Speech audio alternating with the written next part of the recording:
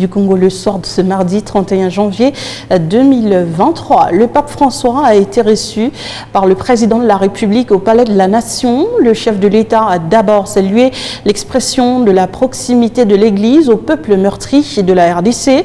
Il a alors assuré le pape du souci du peuple congolais sur la défense de l'intégrité de son territoire parce que, a-t-il expliqué, le Congolais ne profite pas jusque-là des richesses de leur propre pays.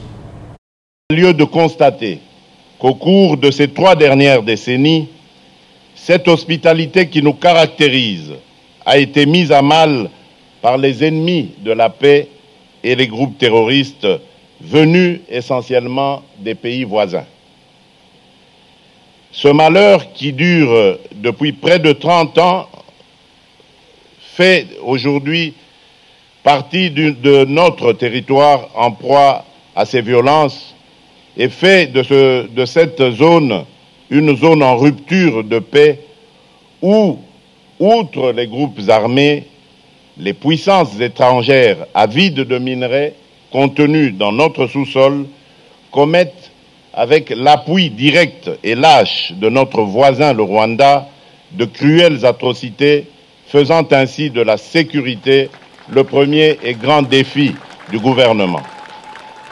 Nonobstant ce tableau sécuritaire préoccupant, le patriotisme ainsi que la détermination du peuple congolais pour la défense de sa patrie font sa force.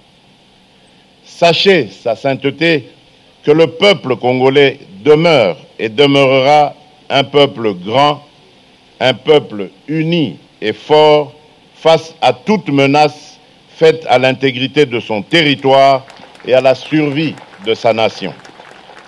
À cet égard, sachez que je n'ai pas manqué de désigner le responsable et d'interpeller la communauté internationale lors de ma dernière intervention à la tribune des Nations Unies, ceci au nom de toutes les Congolaises et de tous les Congolais.